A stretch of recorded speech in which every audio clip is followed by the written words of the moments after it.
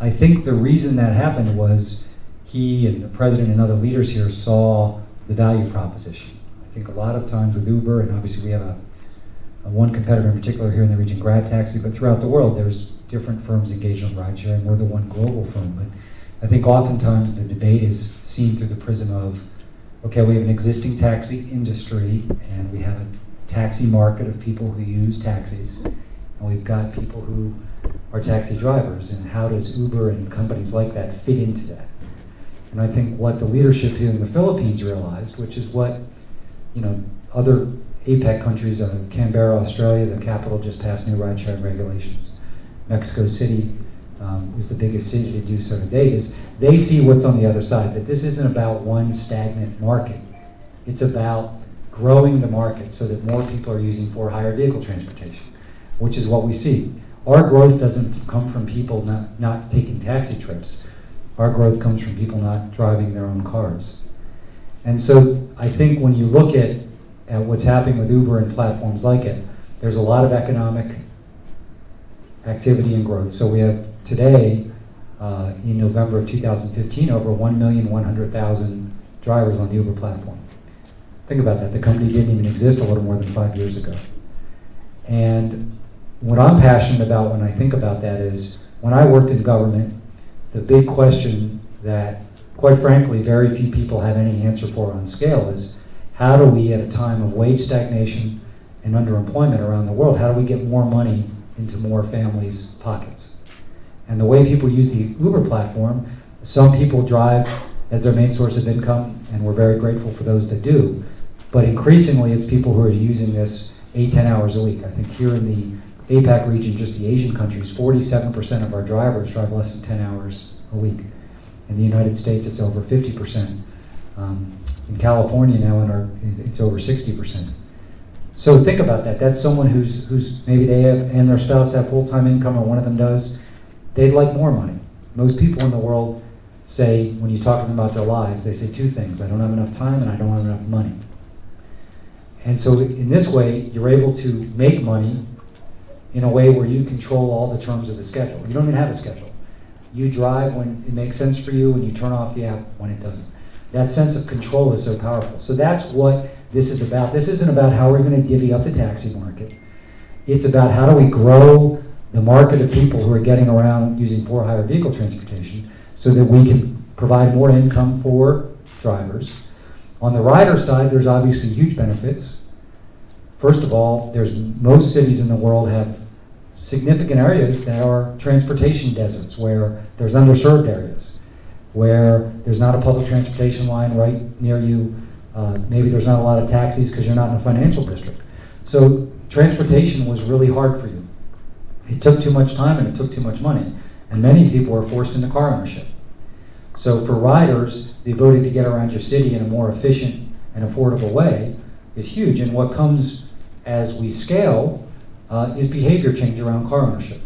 My generation, your entire life from the time you were like 10 was, how do I save up enough money to buy a car? And your entire social life was about your car. We see now with young people, the so-called millennial generation, they want to live in cities, number one, at a pace we've never seen before, and two, they're not as desirous of car ownership. And that's important because congestion in Manila and in most global cities is epic. It's only going to get worse if we don't change behavior. So in our most mature market, which is the United States, 10% of millennials now say they've given up a car. It's big change. And we're really just in the infancy. And then I think the other related benefit is reduction of congestion. So the average car in the world has 1.4 people in it. That's it. Think about that. I mean, those of us that have driven a lot, we know. We're generally in the car by ourselves, and the person next to us is by themselves, and the person on the other side is by themselves. So if you can both reduce personal car ownership, but certainly personal car usage, then you begin to get cars more fully utilized. And the big payoff is when you move from one person in the back of an Uber to 2 or 3. And so we have a product called Uber Pool in some cities in China, in Bangalore, in several US cities, London and Paris. And so what that is you can share a ride with someone, you opt in, and it's cheaper transportation, and it's carpooling. which the world's talked about since 1973, since the first OPEC oil crisis. So that's the big value proposition, I think, for cities, is more income for more people, more affordable, accessible transportation for their citizens, and ultimately, ride sharing and carpooling can be part of reducing congestion. So again, we're so grateful that here in Manila and in the Philippines, the leadership saw that, was desirous of a vision that produced more economic gains and more mobility gains. And that's really something we as a company are trying to spend more time talking about. And again, we have to do it in a humble way because we are a company and a business, we're not a nonprofit. And this isn't what the company set out to do. When our founders started the company, they just wanted to make it easier for their friends to get around San Francisco in some black cars, okay? And even when I joined the company 14 months ago, this was really just starting to emerge. But as we get big, as the marketplace on both rider and driver side gets big, really interesting things emerge. And we're on scale providing a big, I think a big value proposition for cities. And so those are the kind of conversations we're interested in having here during APEC, and we'll continue to have them in the region. So with that, I will stop prattling on and happy to take any questions you guys have. Should we raise our hands? Or? Yeah, please. Thank you. I'm a reporter from South China with Post on Companies Speakers, so my question will be about the mainland Chinese market. I hope you're good fun because I know this is primarily Southeast Asian market. So China outlined a draft regulation for the car hailing apps, I think in October, and it asked the companies to set up local offices and then China-based servers. Do you see that as a way to marginalize companies like Uber, who's not currently based in China, and putting the Chinese companies like Didi and Kuaidi in a favorable condition? Do you have any feedbacks regarding that draft to the Chinese government, and will you talk to the business owners in the mainland market? Well, I think any feedback we have on draft regulations will direct to the government, and so not through the news media. But I think that I do think what's clear though is, and we obviously have a competitor that you mentioned that's engaged at least as part of their business in similar private hire and car transportation, and the growth in China for our company has been really encouraging, and I think something that we get a lot of great feedback from the government when we talk to them, because obviously there's congestion and transportation challenges in major Chinese cities. There's the need, even with a growing economy, to provide more income for more people. We do have Uber Pool on the road in China in several cities, which is really being adopted at a very encouraging rate. And that's obviously, I think, a potentially big advantage, because if you can get more people carpooling in China, the congestion may be relieved. So, we think that the byproduct of our service is matched very well to some of the aims of the Chinese government. So, and we're encouraged that this is a space that has really grown. I think our competitor obviously has grown. We have our CEO has talked about how some of our largest cities in the world are in China, and we're now in, I believe, 22 cities, and have announced plans to expand into many, many more. So we think what we're offering is a good value proposition both for the Chinese citizens, but it also does match up very well with some of the stated aims of the Chinese government. And so we'll look forward to continue to be in dialogue with them with great frequency. This is an important market for us from the business standpoint, but also it's a great example of some of the benefits of ride sharing. And so you look at something like carpooling, these large congested Chinese cities are some of the best examples of places in the world that can benefit from that kind of activity. And you've seen such great adoption on the rider side of the platform, but what we're really excited about is also so many people want to drive on the platform. And it's really produced a new economic opportunity for hundreds of thousands of people in China. And so we're committed to the market. We're committed to working with the government, and the growth has been terrific because a year ago we didn't have huge markets yet in China. So very quickly, and again, that's what's interesting about what we see on the Uber platform is the model works everywhere. Everywhere. Every city in the world has more people looking for more transportation options. Every city in the world has pockets of their city where it's too hard to get around. And every city in the world has many, many of their residents looking to earn more money. So, and from a transportation standpoint, obviously it works in some of the Guangzhou and Hangzhou and Beijing and Shanghai, but as we get into, the next 40 cities are still going to be very big cities, but they're smaller in population. We're now in the UK, for instance, and in the US, Canada, starting to go into smaller cities. And what's interesting about those is they have very little public transportation at all, and they don't have many taxis. So really, when you get out of the big, major global cities, people, more so than in the cities, the big cities, their really only option was to buy a car and drive themselves around. So, yeah. Hi, I'm Brilliant Bronza from Borders. I'd like to ask about the New York Times report just last month that Uber is seeking to raise almost $1 billion in fresh capital. Can I seek confirmation or denial from you on that? No, I'm not going to comment on that. Obviously, previously we've been very fortunate to have the confidence of many investors throughout the world, increasingly investors outside the United States who I think see these benefits we're talking about. And I think that, but I'm not going to comment on those reports, sorry. Well, some parts of the market, your total valuation is $60 to $70 billion now. Is that totally off or? Again, I'm not going to comment on valuation. There's been obviously reports previously, but no, our focus in the company is really just to make sure we're continuing to put a good service out there and something that works for a lot of drivers and riders. I'm PC from Raptor. The box of market disruptors has been opened, and companies like Uber are proliferating not just the local market but the rest of the world. What do you think should be done in terms of policy? Well, it's interesting, and again, I think the Philippines is a great example. So, in our discussions with them, they clearly saw the benefit of expanding the for-hire market, making it easier for people to enjoy economic opportunity by driving on that market, and the benefit to riders, and ultimately the mobility and environmental benefits that could come from reduced congestion.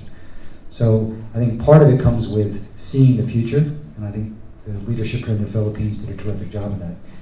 But generally what happens is most transportation regulations are years old, in many cases decades old. Many of them were written before GPS, before cell phone technology. So, and in most places there isn't laws outlawing ride sharing, it's just unstated. It's more of a gray area. But our goal is to make sure where we can that we work with the government to pass new regulations. And so part of that is there's in the law insurance requirements, safety requirements, where there is licensing, that sort of approach so that, and I think the key principles from our standpoint, the most important one is you don't put an artificial cap on the number of cars that can be on the road, for two reasons.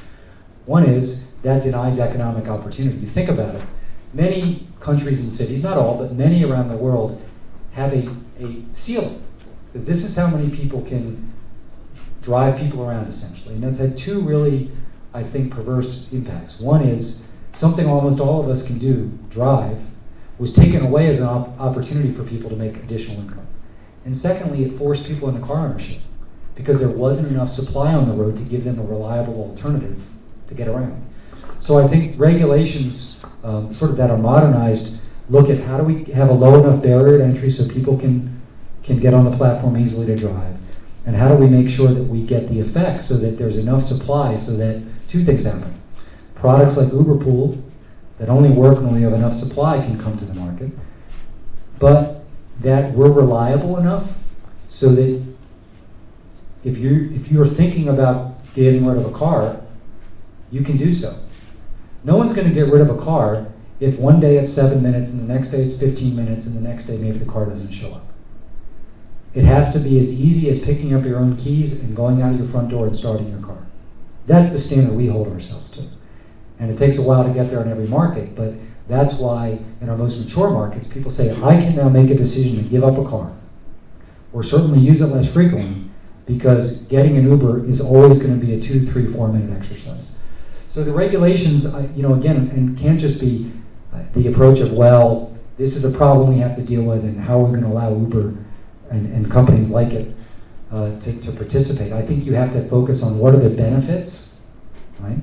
And so think about that. Over 1 million people in the world right now are making money on the Uber platform.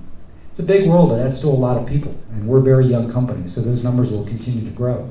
So that's got to be the core of any regulation, is really embracing a system that has in law things like safety, things like insurance, but also allows the market to grow, because it is so important in terms of allowing people in the city the ability to get around easily, but to have that many drivers. I mean, I think about Los Angeles, California. You know, we're now almost 50,000 drivers in Los Angeles. And that's a big, that's a big city.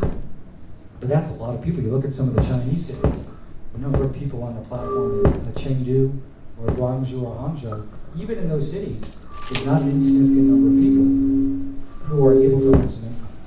So, and I think there's been a misperception about Uber that we, don't want to be regulated. We are eager to work with governments on smart regulation. What's never been a satisfying conversation is to say, we have a 40-year-old law about taxes, and now we're going to see how you fit into that. That's never going to work. Sorry, just a Yeah. quick question. About 30% of your rights are now in China. Am I right to say that? Excuse me? About 30% of your trips are now taking place in China. That was from your CEO's comment last month. It's kind of an idea of your growth projections in China and how you're going to compete with the local service like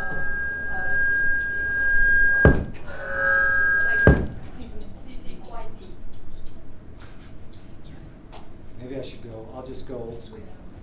sorry. So we go wire. See, technology. Wireless one. I think that, China's a very important market to us. We think we're providing an important service that helps both people who want to ride in the city a little bit differently, but also all the drivers, potentially big environmental and congestion benefit. So I'm not going to speak about hard numbers in terms of our belief on growth, but obviously these are enormous global cities. We're only in 22 cities in China. We have plans to expand into many others to provide this service. So we're very confident that China will be a terrific market for us. We obviously do have a strong local competitor there, as we do in many places. We do in this region, we do in India, we do in the United States. And what's interesting is in a lot of places you'll see drivers drive from more than one platform, which is one of the benefits is people can make money on both platforms. So whoever's got a ride for them at the moment, they make money on. So, but you think about some of the benefits for Uber. Economic opportunity for drivers, another way for people to get around the city for riders. With products like Uber Commute, which we are starting in Chengdu, China, which is you're just basically an Uber driver on your commute on a certain route. Uber Pool, which is now in China. It's hard to think of a place in the world where those benefits are best suited to some of the needs of a country.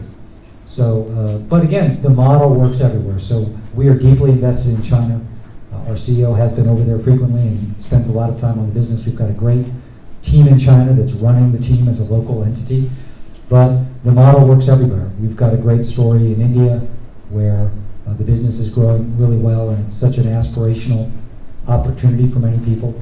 But you look at South Africa, you look at smaller cities around the world, you look at what's happening in Mexico City. So again, what's interesting is the model works everywhere because the need is everywhere. And so, but we think China is a very important market for us, one where we're pleased with the growth we've had, pleased with the dialogue we've had with government. But if you look at those Uber value propositions and ride-sharing value propositions, they really are married very nicely to some of the core objectives of the government. I'm from Hong Kong cable TV. I'd like to follow up another question about the China market. And then because we know last year, and then there's some protests happen in some cities of China. It's like the taxi driver against the Uber driver, and then it's quite a lot and quite frequent. And then I guess we both know that actually the Chinese government doesn't like to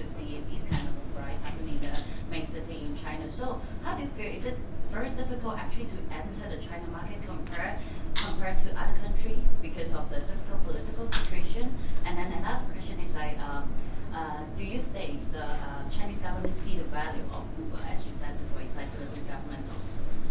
We think definitely. I mean, if you look at some of the priorities of the Chinese government in terms of reduction of congestion, additional income and economic opportunity, we obviously think we can be a very important contributor to that. But obviously, our market has grown in China. Our competitor have obviously done very well in China. So I think that these services have really been able to grow, and I think fill an important need there.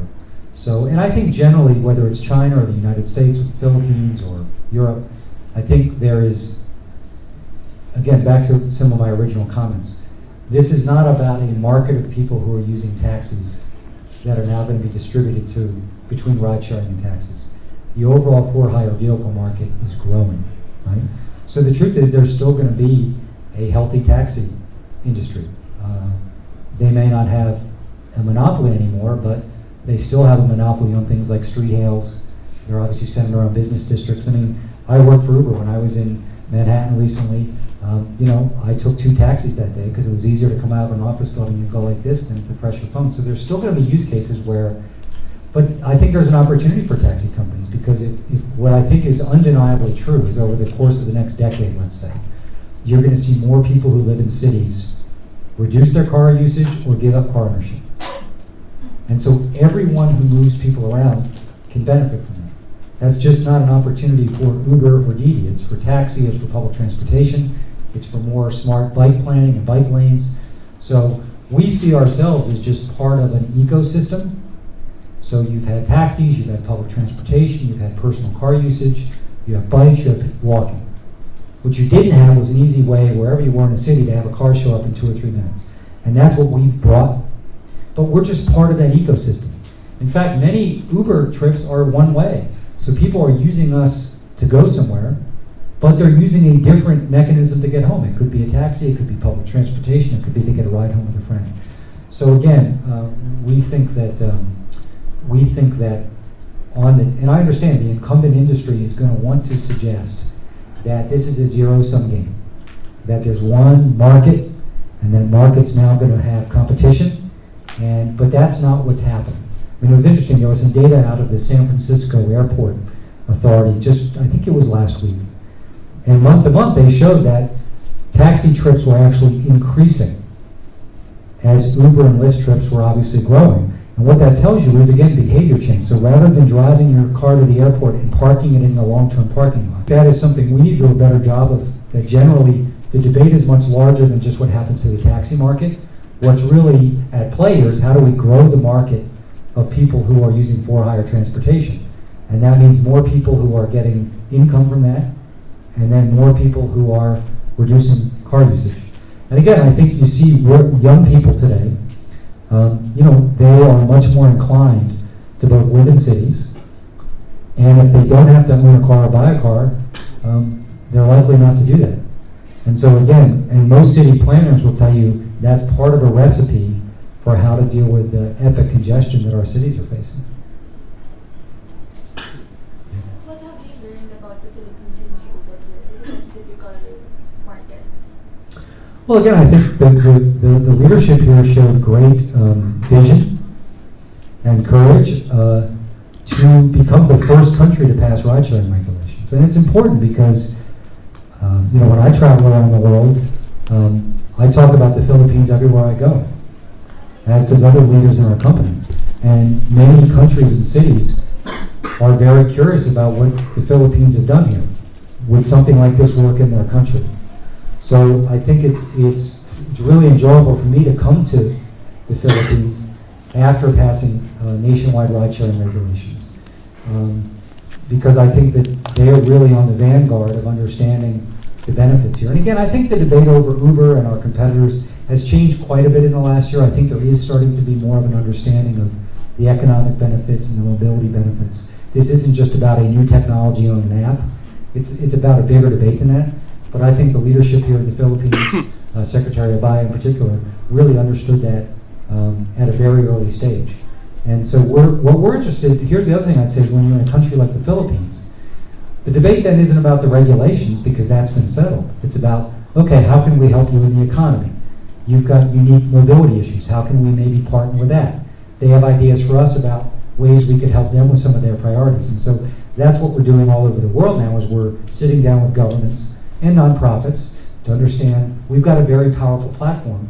How can we help use it to help you solve some of your challenges? So that's always exciting when it's kind of the next generation discussion with government. Once the core regulatory discussions have been settled, is let's figure out how we can work together to really benefit from people in your city. Sorry, can you tell us about your expansion plans in China? You mentioned expanding into the bigger cities. How many cities are you thinking of? Well, our leadership in China has said there are several dozen that they're interested in expanding to, in the coming months. And so, again, I think that for us, we're in 64 countries now and about 350 cities. But think about that, only 350 cities. So there's so many more around the world where our model will work. And so, for us, it's just making sure we do that in a smart way. We obviously have to make sure we're staffed and resourced in those areas. We have a lot of people actually around the world who actually contact us to say, when are you coming? Particularly places where they don't have a really vibrant public transportation network, where the for-hire vehicle market may be a small number of taxis. Again, so people really don't have any option but to drive themselves. So that's interesting. Our discussions with government aren't always contentious or about how do we fit in the taxi regulations. A lot of times we've got governments calling us. So we have very I think important